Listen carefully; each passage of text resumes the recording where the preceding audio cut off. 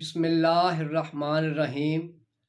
آج ہم تحریک پاکستان کے ایک بہت اہم عنوان جلیانوالہ باغ کے انسیڈنٹ پر بات کریں گے۔ 1916 میں میثاق لکھنؤ ہوا تو اس کے بعد مسلمانوں اور ہندوؤں کے درمیان اچھے تعلقات کا آغاز ہوا۔ مسلم لیگ اور کانگریس نے مل کر مسلمانوں اور ہندوؤں کے مفادات کے لیے کام کرنا شروع کیا۔ اس دوران فرسٹ ورلڈ وار ہو رہی تھی اور برطانوی حکومت کی گرفت جو ہے وہ کمزور ہو رہی تھی پولیٹیکل معاملات پر۔ تو ایسے میں کچھ انقلابی نوجوانوں نے جو ہے وہ حکومت مخالف سرگرمیاں شروع کر دیں، جس سے حکومت کو نقصان پہنچا اور حکومت نے اس کو دہشت گردی کی کارروائیوں سے تعبیر کیا۔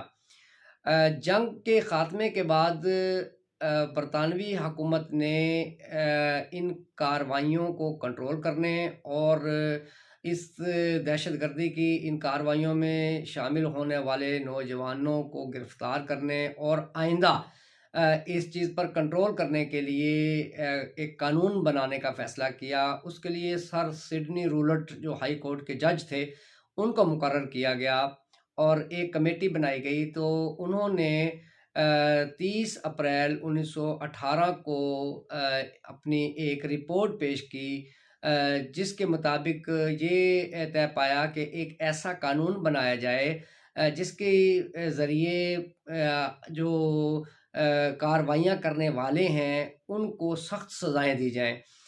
اس میں یہ ہوا کہ طے پایا کہ جو ملزم ہوگا اسے دفاع کا حق نہیں ہوگا، ملزم اپنی طرف سے وکیل نہیں کر سکے گا، کسی کو شک کی بنا پر ہی گرفتار کر لیا جائے گا اور مقدمہ چلائے بغیر اسے نظر بند کیا جا سکے گا، کسی کو ثبوت بتائے بغیر ہی جو ہے وہ گرفتار کر لیا جائے گا۔ تو اس قانون کو سر سڈنی رولٹ کی نسبت سے رولٹ ایکٹ کہا گیا۔ جب پتہ چلا کہ یہ قانون جو ہے ابھی بنا نہیں تھا، یہ یعنی ایک مسودہ پیش کیا تھا سر سڈنی رولٹ نے، تو جب یہ پتہ چلا کہ یہ ایسا قانون بننے والا ہے تو سیاسی جو قائدین تھے انہوں نے اس کے خلاف جو ہے وہ ہر فورم پر بات کی۔ قائد اعظم محمد علی جناح نے لیجسلیٹو اسمبلی میں تقریر کرتے ہوئے کہا کہ یہ بنیادی انسانی حقوق کی خلاف ورزی ہوگا اگر آپ نے اسے قانون کا درجہ دیا، کیونکہ مہذب اقوام ایسا نہیں کر سکتی، نہیں کرتی۔ اس طرح ہندوستانیوں اور انگریزوں کے درمیان اختلافات بڑھتے چلے جائیں گے۔ اس کے علاوہ جو کانگریس تھی اس نے ستیہ گری کا جو ہے وہ چلانے کی دھمکی دی۔ اسی طرح مختلف فورمز پر اس کے خلاف احتجاج شروع ہوا، کیونکہ ہندوستان کے لوگ یہ سمجھتے تھے کہ انہوں نے فرسٹ ورلڈ وار میں جس طرح برطانوی حکومت کی طرف سے برطانوی فوج میں شامل ہو کر مختلف محاذوں پر جو ہے وہ برطانیہ کی خدمت کی ہے، اس کے صلے میں ہندوستانیوں کو کچھ انعام، کچھ ریلیف دیا جائے گا، لیکن یہ تو جو ہے وہ الٹا ہی جو ہے وہ ان کے لیے ایک سخت قسم کا قانون بننے جا رہا تھا۔ اس لیے احتجاج کا دائرہ وسیع ہوتا چلا گیا، لیکن انگریزوں پر اس بات کا قطعاً کوئی اثر نہیں ہوا۔ جب یہ سلیکٹ کمیٹی جو ہے وہاں اس کو پیش کیا گیا تو بھی وہاں پہ سر محمد شفیع اور سر سریندر ناتھ بینرجی نے اس پر خاصی تنقید کی، لیکن ان چیزوں سے بالکل انگریز حکومت متاثر نہیں ہوئی اور انہوں نے اسے لیجسلیٹو اسمبلی سے پاس کروا کے اسے قانون کا درجہ دے دیا۔ جب یہ قانون بن گیا، رولٹ ایکٹ بن گیا، تو قائد اعظم محمد علی جناح نے جو اس وقت اسمبلی کے ممبر تھے انہوں نے احتجاجاً اسمبلی سے استعفیٰ دے دیا اور استعفے میں باقاعدہ یہ چیز تحریر کی کہ بہت افسوس ہے مجھے کہ میں اس اسمبلی کا ممبر ہوں جس اسمبلی میں جو ہے وہ ہندوستان کے عوام کا تحفظ بھی نہیں کیا جا سکا، تو مجھے ضرورت نہیں ہے ایسی اسمبلی کا ممبر بننے کی، اور یہ خلیج جو ہے وہ اب ہندوستانیوں اور انگریزوں کے درمیان بڑھتی چلی جائے گی۔ یہ انسانی بنیادی حقوق کے خلاف ہے یہ قانون، اور یہ کالا قانون ہے۔ قائد اعظم نے اس پر احتجاجاً استعفیٰ دے دیا۔ گاندھی جی نے اس پر سخت رد عمل دیا اور ستیہ گرہ کی تحریک کا اعلان کر دیا۔ 6 اپریل 1919 کو پورے ہندوستان میں یوم ستیہ گرہ منایا گیا، اور اس کے خلاف رولٹ ایکٹ کے خلاف احتجاج ہوا، شدید احتجاج ہوا، اور گاندھی جی نے پنجاب کا دورہ کرنے کا اعلان کر دیا۔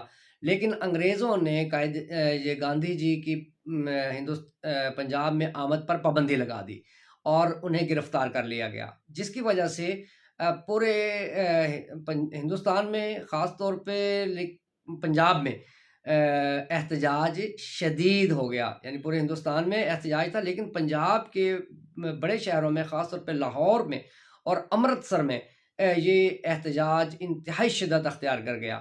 بادشاہی مسجد لاہور میں 25,000 مسلمان اکٹھے ہوئے، جس میں ہندو بھی شامل تھے، اور انہوں نے اس رولٹ ایکٹ کے خلاف شدید احتجاج کیا۔ اگلے ہی دن مسلمانوں پر بادشاہی مسجد کے دروازے بند کر دیے گئے اور بڑی تعداد میں مسلمان رہنماؤں کو گرفتار کر لیا گیا۔ امرتسر میں اس میں شدت آ گئی۔ اس وقت پنجاب کا گورنر جو تھا وہ مائیکل آڈوائر تھا۔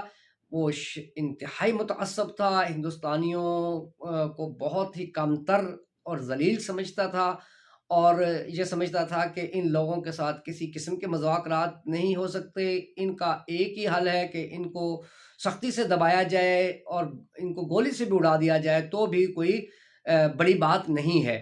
تو یہ انتہائی سخت اور متشدد قسم کا انگریز گورنر تھا پنجاب کا۔ اس نے ہر صورت حالات کو کنٹرول کرنے کی کوشش کی۔ امرتسر میں حالات کنٹرول سے جب باہر ہونے لگے تو اس نے جالندھر سے بریگیڈیئر جنرل ڈائر کو جو ہے وہ امرتسر بلوا لیا اور اسے یہ ٹاسک دیا کہ ہر صورت حالات کو کنٹرول کیا جائے۔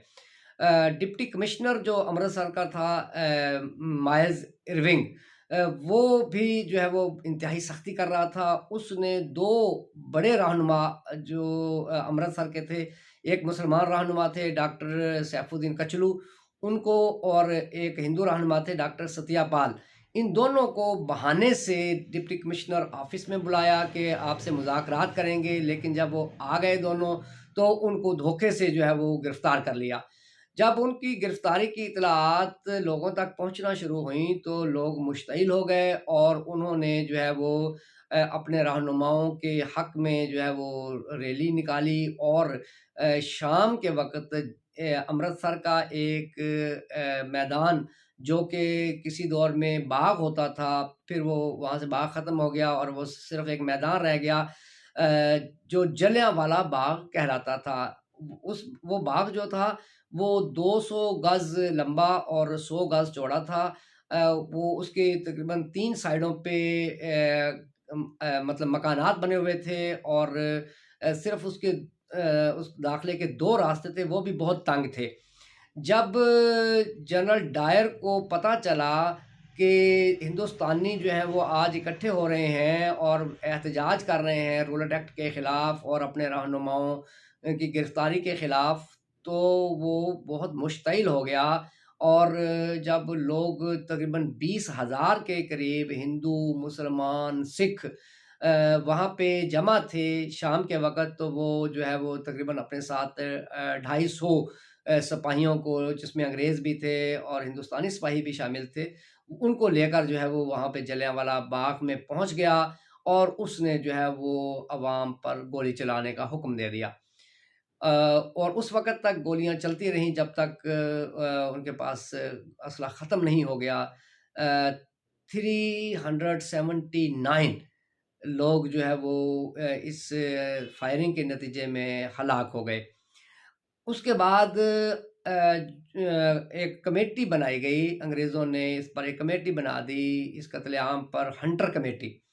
اس ہنٹر کمیٹی کے سامنے جو ہے وہ جنرل ڈائر نے بیان دیا کہ یہ لوگ جو ہے وہ حکومت کے خلاف بغاوت کر رہے تھے، اور باغیوں کا یہی انجام ہوتا ہے، میں نے بالکل صحیح کیا ہے، اور میں تو چاہتا تھا کہ اور بھی جو ہے وہ ہندوستانیوں کو مار دوں، قتل کر دوں، میرے پاس اسلحہ ختم ہو گیا، ورنہ میں نے ان میں سے کسی کو نہیں چھوڑنا تھا۔ یعنی اسے ذرا بھی ندامت نہیں تھی اپنے اس عمل پہ۔ بہرحال ہنٹر کمیٹی نے تحقیقات کے بعد جو اپنا ایک فائنل جو فائنڈنگ دی، تو اس میں کہا کہ ہندوستانیوں کا کوئی ارادہ بغاوت کرنے کا نہیں تھا، یہ لوگ باغی نہیں تھے، کوئی ایسی اطلاعات نہیں پہنچی، کوئی ہمیں ایسی چیز کا پتہ نہیں چلا کہ کوئی تختہ الٹنے کی کوئی سازش تھی۔ یہ لوگ تو ایک پرامن احتجاج کر رہے تھے اور احتجاج ان کا حق تھا، لیکن جنرل ڈائر نے جو ہے وہ جلد بازی کی اور انتہائی شفاقی کے ساتھ جو ہے وہ ان کو قتل کر دیا۔ اس کے علاوہ بھی جو ہے وہ مختلف آپشنز استعمال کیے جا سکتے تھے۔ بہرحال اتنے بڑے جو قتل عام کا جو سانحہ تھا، اس سے پورے پنجاب میں جو ہے وہ لوگوں کے اندر غم و غصہ پیدا ہو گیا، لوگوں نے جو ہے وہ جلسے جلوس نکالنے شروع کر دیے۔ تو اس واقعے کے 2 دن کے بعد پورے پنجاب میں مارشل لاء نافذ کر دیا گیا، اور انتہائی سخت یہ مارشل لاء تھا۔ لاہور میں جو ہے وہ جانسن نام کا ایک انگریز جو تھا، وہ مارشل لاء کا ایڈمنسٹریٹر تھا۔ اس نے پنجاب یہ لاہور میں انتہائی جو ہے وہ سخت رویہ اختیار کیا۔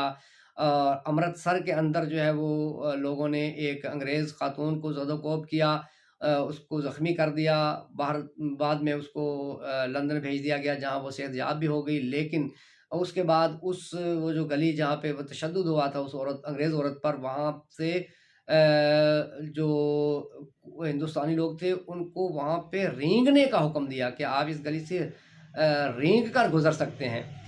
تو اس طرح یہ جو ہے وہ کارروائیاں جو ہیں وہ جاری رہیں مارشل لاء کے دوران، انتہائی جو سختیاں ہوئیں۔ بہرحال جنرل ڈائر جو تھا 1927 میں اس پہ فالج کا اٹیک ہوا جس میں وہ مر گیا، لیکن لوگ جو تھے ابھی بھی جو ہے وہ مطمئن نہیں تھے۔ پنجاب کا گورنر جو مائیکل اوڈائر تھا، جس کے حکم پر یہ سب پورے پنجاب میں یہ کارروائیاں ہوئی تھیں، اس سے بدلہ لینے کے لیے ایک نوجوان جس کا نام ادھم سنگھ تھا، وہ ہمیشہ منصوبہ بندی کرتا رہا۔ اس واقعے کے تقریباً 20 سال کے بعد اس کو یہ موقع ملا کہ وہ اس کا بدلہ لے سکے۔ بالآخر وہ لندن پہنچ گیا، اس نے مائیکل اوڈائر کی ایکٹیویٹیز کا اندازہ لگایا، اور ایک ہال میں جہاں پہ ایک اجلاس ہو رہا تھا، تقاریر ہو رہی تھیں، وہاں پہ وہ بھی ادھم سنگھ جو ہے وہ بھی پسٹل لے کر وہاں پہ پہنچ گیا۔ جو ہی مائیکل اوڈائر کو جو ہے وہ تقریر کے لیے بلایا گیا اور اس نے اپنی تقریر شروع کی، تو ادھم سنگھ کھڑا ہو گیا اور اس نے کہا، مخاطب کرتے ہوئے کہا کہ یاد کرو وہ دن جب جلیانوالہ باغ میں ہندوستانی مسلمانوں، ہندوؤں اور سکھوں کو قتل کیا گیا تھا، تو آج اس کے بدلے کا دن ہے۔ اور ساتھ ہی جو ہے وہ اس نے جو ہے وہ مائیکل اوڈائر پر جو ہے وہ پسٹل سے فائر شروع کر دیے، وہ اسی وقت جو ہے وہ وہاں پہ مر گیا۔ اس طرح ادھم سنگھ نے جلیانوالہ باغ کا جو ہے وہ جو قتل عام تھا اس کا بدلہ جو ہے وہ اس نے لے لیا۔ تو آج کی گفتگو میں ہم نے جو ہے وہ جلیانوالہ باغ کا جو انسیڈنٹ ہے اس پر بات کی۔ ہم نے دیکھا کہ کس طرح جو ہے وہ جنرل ڈائر نے جو ہے وہ نہتے ہندوستانیوں پر گولی چلائی، اور مورخین اس بات پر متفق ہیں کہ یہ وہ سانحہ تھا جس کے بعد انگریزوں کی گرفت جو تھی وہ ہندوستان پر کمزور ہو گئی، اور پھر کمزور سے کمزور ہی ہوتی چلی گئی۔ یعنی حکومت جو تھی برطانوی حکومت اس سانحے کے بعد اخلاقی جواز کھو بیٹھی، اور اس کے بعد پھر وہ کبھی بھی ہندوستانیوں کو مطمئن نہیں کر سکی۔ تو آج کی گفتگو میں ہم نے جلیانوالہ باغ کے انسیڈنٹ پر بات کی۔